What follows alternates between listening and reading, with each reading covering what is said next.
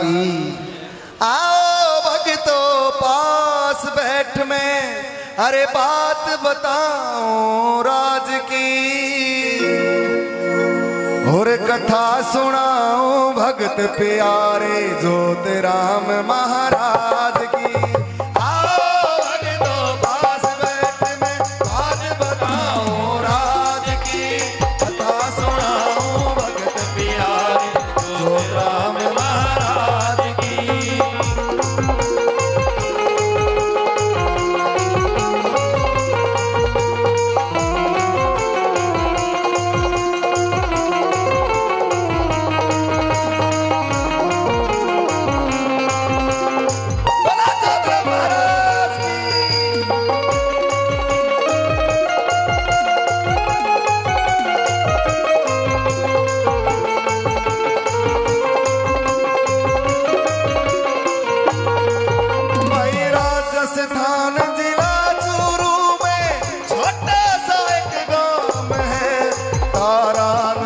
तहसील लागती और भणीर नाम है। थान जिला चूरू में छोटा सा एक गांव है। तारा नगर तहसील लागती और भणीर नाम है। अरे ज्योति राम का नाम है जंगा, ज्योति राम का नाम है।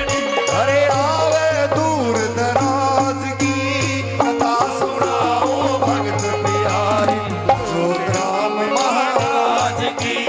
आओ भक्तों पास बैठ में बात बताओ राज की, कथा सुनाओ भक्त प्यारे ज्योति राम महाराज की।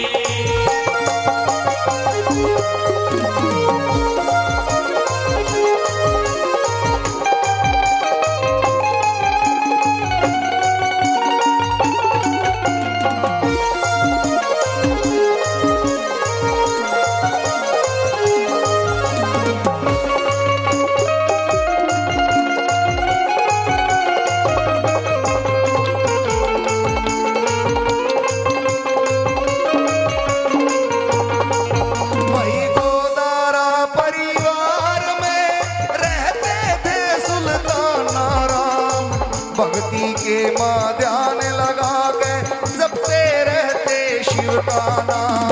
गोदारा परिवार में रहते थे सुल्ताना राम। भक्ति के मां ध्यान लगा के जपते रहते शिव का नाम। खेती बाड़ी धंधा बात के, खेती बाड़ी धंधा बात के, कहूँ काम और काज की प्यारे ज्योति राम महाराज की। आओ भक्तों पास बैठ में बात बताओ राज की, कथा सुनाओ भक्त प्यारे ज्योति राम महाराज की।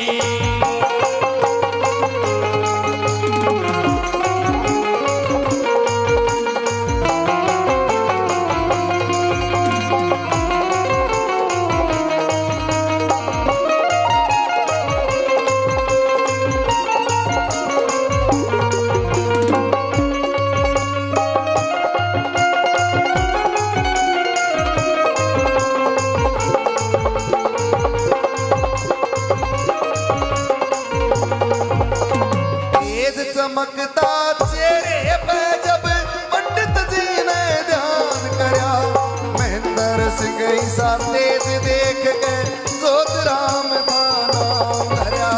तेज चमकता चेहरे पे जब पंडित जी ने ध्यान करया, महेंद्र सिंह ऐसा तेज देख के ज्योति राम का नाम धरया। अरे वही कहानी शुरू यहीं से,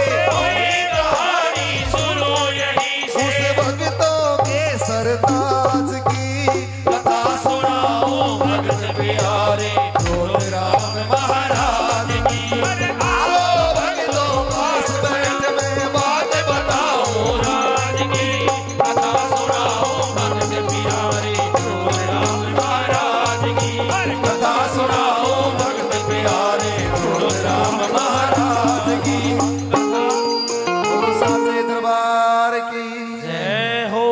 बोलो बाबा जोतराम जी महाराज की।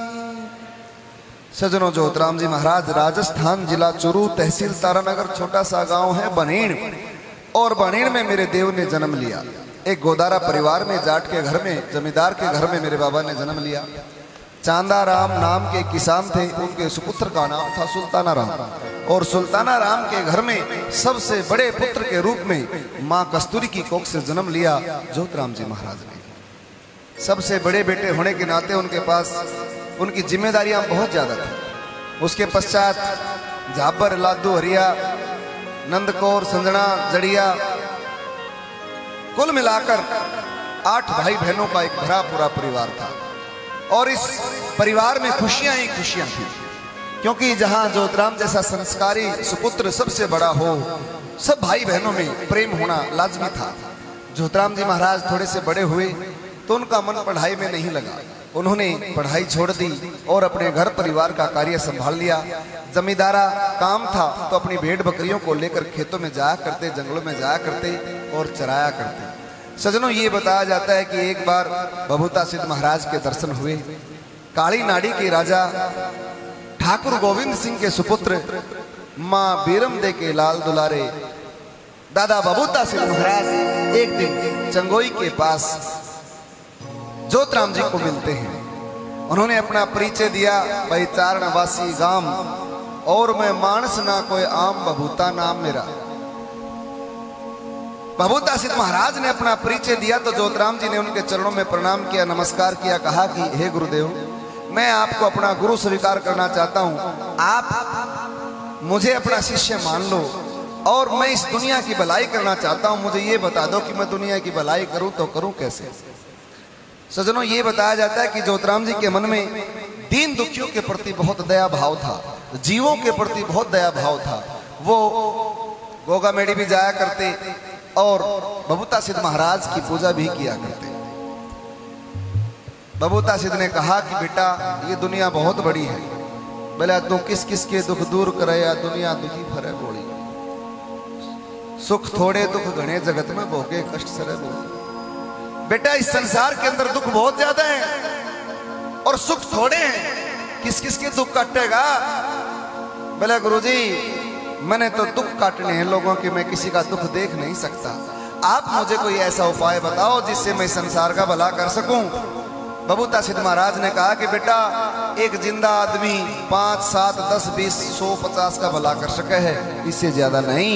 बेटा, इसके लिए तो ये 8 मास का पिंजरा छोड़ना पड़ेगा। और जोतराम जी इसके लिए तुरंत तैयार हो जाते हैं। सजनों, उन्होंने कहा कि गुरुजी जैसे आप आदेश करोगे मैं वैसा ही करूंगा। अब सजनों, भादवा उतरती 10वीं के दिन रात को 9:15 बजे के आसपास जोतराम जी आराम से अपने घर में लेटे हुए हैं और बभूता सिद्ध महाराज के प्रताप से, उनकी प्रेरणा से एक पीबड़ा नाग आया और जोतराम जी को डस लिया। ये बताया जाता है कि जोतराम जी के सांस पी लिए। बहुत इलाज करवाए, डॉक्टर वैद्य बुलाए, लेकिन सुबह 10:15 बजे के आसपास जोतराम जी का शरीर पूरा हुआ। उनकी आत्मा निकलकर सबसे पहले बहन संजना के पास पहुंची। संजना बहन का दरवाजा खटखटाए, बहन संजना दरवाजा खोल, देख तेरा भाई आया है। और संजना ने बाज का कबाड़ खोल ले, जाके देखा तो कुछ नहीं दिखा।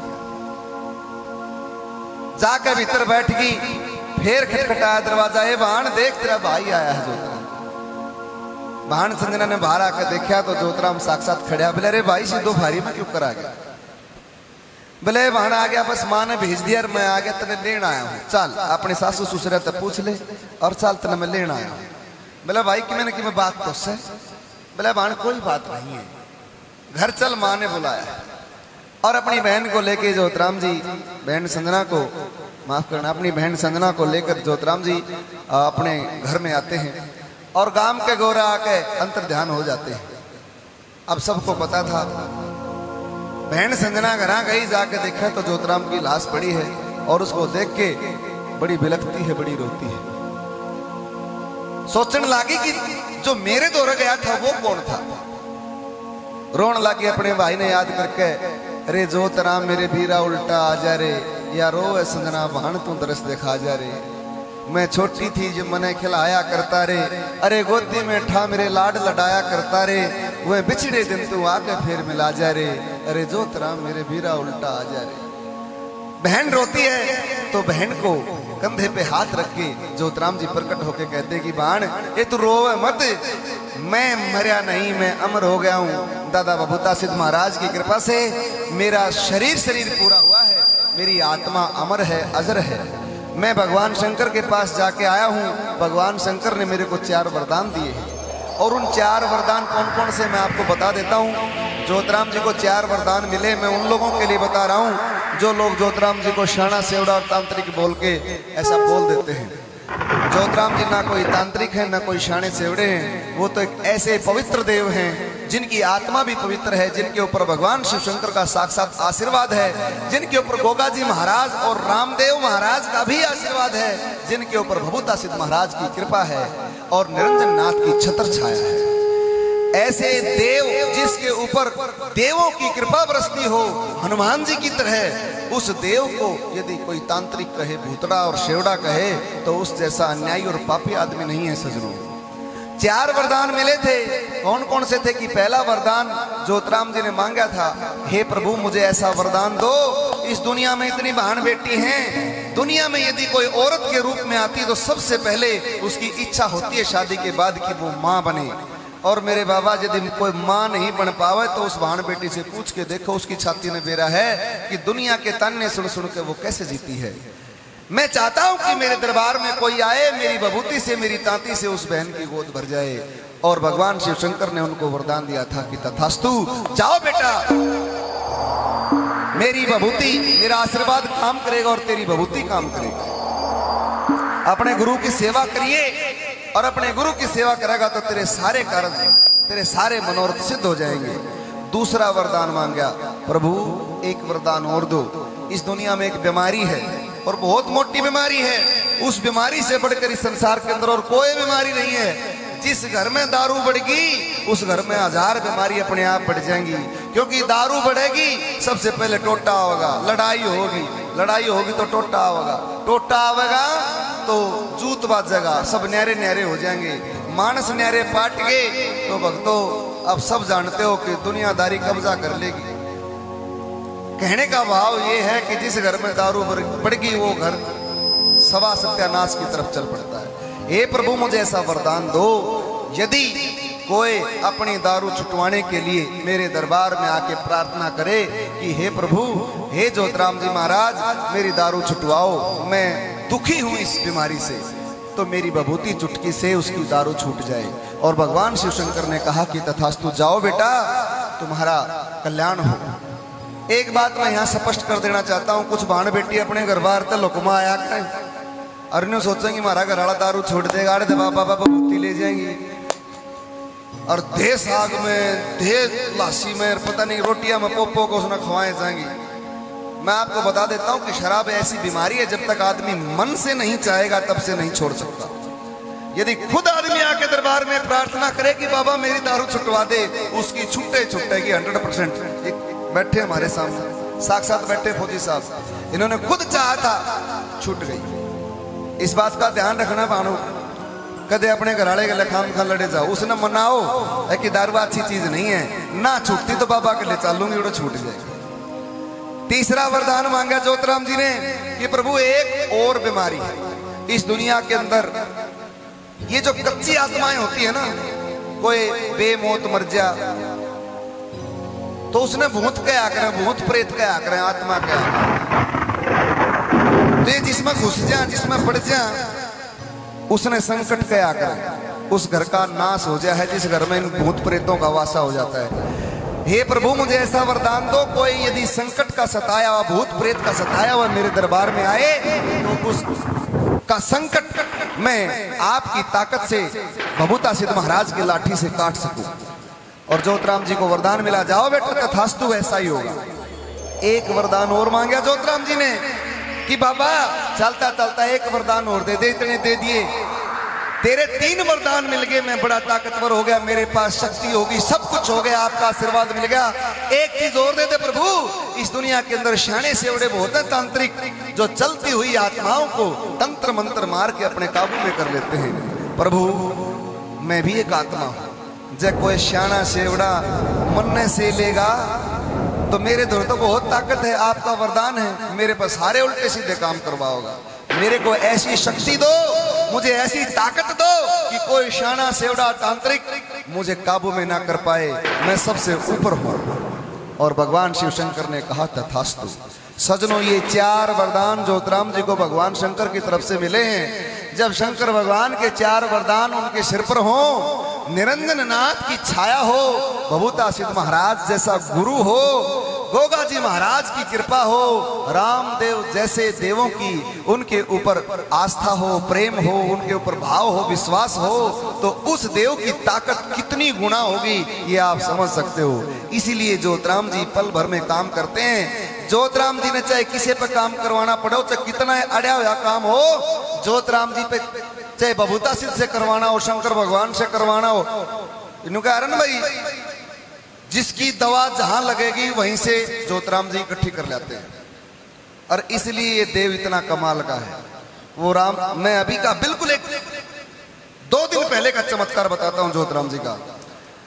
एक देखो, धामों में ज्योतिराम जी के जितने भी धाम हैं भगत जी, धामों के अंदर कोई भेदभाव नहीं है, कोई फर्क नहीं है। देव के सभी धाम एक समान हैं, भगत भी सब एक समान हैं। वो भक्ति करने का तरीका लोगों का अलग हो सकता है, लोगों की भक्तों की सोच अलग हो सकती है, लेकिन देव एक है। उस देव के कमाल किसी भी धाम पर हो सकते हैं, अनेकों चमत्कार होते हैं। एक धाम है यहाँ बहुत नजदीक, सांपला के पास गांव है खरहर में एक हमारा साथी है भगत जी, हमारी उम्र का है, छोटी उम्र का है, विकास जी। तो उनके पास कोई आदमी आया। अब देखो घटना क्या हुई, 2 जवान भाई, बिल्कुल जवान, उम्र होगी 20-25 साल, अंधेरे में, मतलब शाम के टाइम दोनों के दोनों बैठे थे बैठक में, और सांप ने एक को काट लिया। बड़ा जहरीला सांप था, सांप की फोटो भी होगी मेरे फोन में जरूर से जरूर।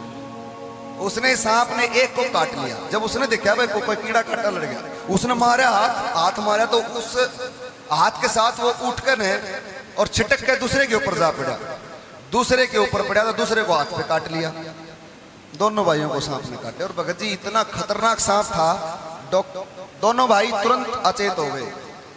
उसके बाद उनको हॉस्पिटल में एडमिट करवाया। डॉक्टर ने कहा कि भाई केवल 1% चांस है। और सजनों, 1% का मतलब 0 होता है, सब जानते हो इस बात को। 1% का मतलब 0, कोई चांस नहीं होता। 99% मरेंगे भाई। 4 हॉस्पिटल में घुमाए, सब ने हाथ खड़े कर दिए। किसी ने बता दिया बोला भाई यार से एक ज्योतिराम जी का धाम है कि मेरा इनके सांस हो उड़ ले जाओ। भगत जी लाकर घेर दिए। बोला जी इस तरह से कहानी है। तो भगत जी बोला भाई मन तो देख कुछ बेरा नहीं, मैं के जानू, जाने दादा जाने, ये भभूता सिद्ध महाराज रहे, ये हमारे ज्योतिराम जी रहे, इनसे भाई अरदास प्रार्थना करो, मैं तो एक भभूति दे सकूं भैया ले लो।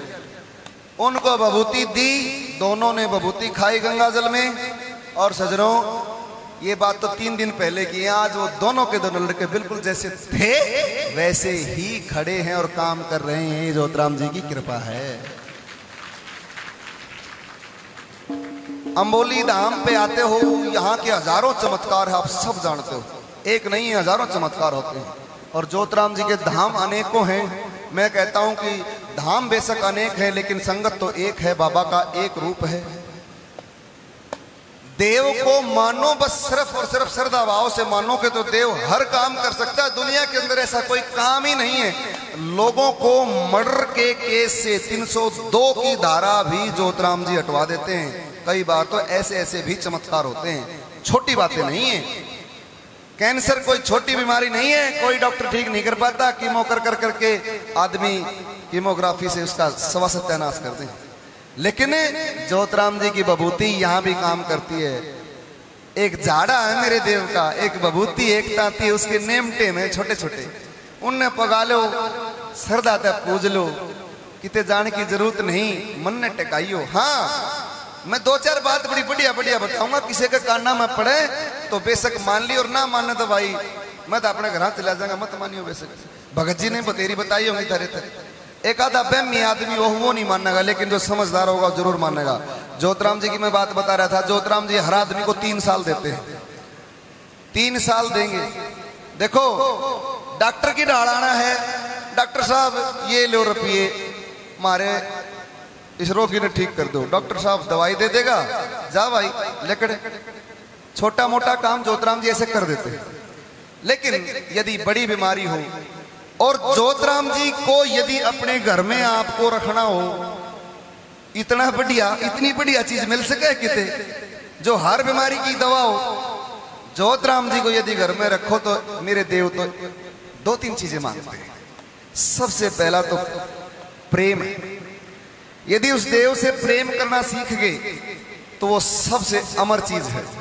प्रेम के साथ आपकी श्रद्धा भी बन जाएगी, प्रेम के साथ आपका विश्वास भी बन जाएगा।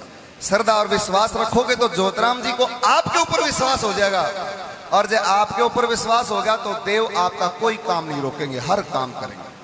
किसी भी तरह का कार्य हो देव से प्रार्थना करो, और प्रार्थना भी करने की जरूरत नहीं, वो बोले महेंद्र भट्टी सेवक तने सारी बात बता देगा, सेवा क्यों कर करनी धोरे बैठ तने समझा देगा। और अम्बोली में देवेंद्र तो आकर मन की तू बतलाया कर, है ना, बाबा की सेवा मिल गई नू अपने भाग बताया कर। ज्योतिराम जी की सेवा मिल जाए तो अपने भाग समझो। अच्छा, ज्योतिराम जी को अपना लिया, आपके काम भी होने लगे, ज्योतिराम जी का वास भी हो गया आपके घर में। बड़ी कमाल की बात बताऊंगा भाई, कोई सुने तो सुन लियो, ना सुनो तो पैसे मत लियो। 3 साल देते हैं ज्योतिराम जी। पहले साल दे बेटे ले बेटे इतना दे देंगे आदमी नू भूल जाएगा, और फिर न्यू चाल लगा। दूसरे साल उसने परखेंगे, अगर भाई इसके अंदर झाड़ेंगे पर छोड़ेंगे मानस में के है, अच्छी तरह से देख लेंगे ज्योतिराम जी। और फिर तीसरे साल ऐसा झटका मारेंगे आदमी ऊपर तड़ एकदम से। ऐसा होता है, ध्यान रखना। जिसने ज्योतिराम जी की नई नई सेवा ली है मैं उनको बता रहा हूं, तीसरे साल में यदि झटका लग गया और तम पड़ गए और पड़े पाछे उठने की आसंग नहीं रही, और फिर लागे गाल देन इसने, तू के करेगा फूफा, तेरी मूर्तियां नबुहा के आऊंगा, तू हमारे घर में कुछ नहीं करता। बस इसका मतलब आपका प्रेम खत्म, इसका मतलब आपकी श्रद्धा खत्म, इसका मतलब आपका ज्योतिराम जी के प्रति विश्वास खत्म। और सजनों, यदि वो विश्वास खत्म हो गया तो समझो जीवन खत्म हो गया, फिर तारे घर में कुछ नहीं आया करता। 100% बात है। लेकिन यदि उस झटके के अंदर अपने देव को याद करते हो, बाबा कोई बात ना, गलती होगी तेरे बालका ते, हम तो तेरे हैं, अपने बच्चे ने संभाल कर रखिए। बाबा सुख आए या दुख आए हम तेरे को छोड़कर कहीं नहीं जा सकते, हमारा तो तू है माँ है, तू है बाप है, तू है भगवान है। यदि इस श्रद्धा भाव के साथ उसको पूजते रहे तो सजनों वो तीसरा साल कट जाएगा, और तीसरा साल कट गया तो समझो जिंदगी कट गई। सजनों, बड़ी ज्ञान की बात बता दी है ज्योतिराम जी के प्रति। मन से बोलो ज्योतिराम महाराज की। कोई नहीं बताओगा ऐसी बात, मैं बताऊंगा बस। आइए, बड़ा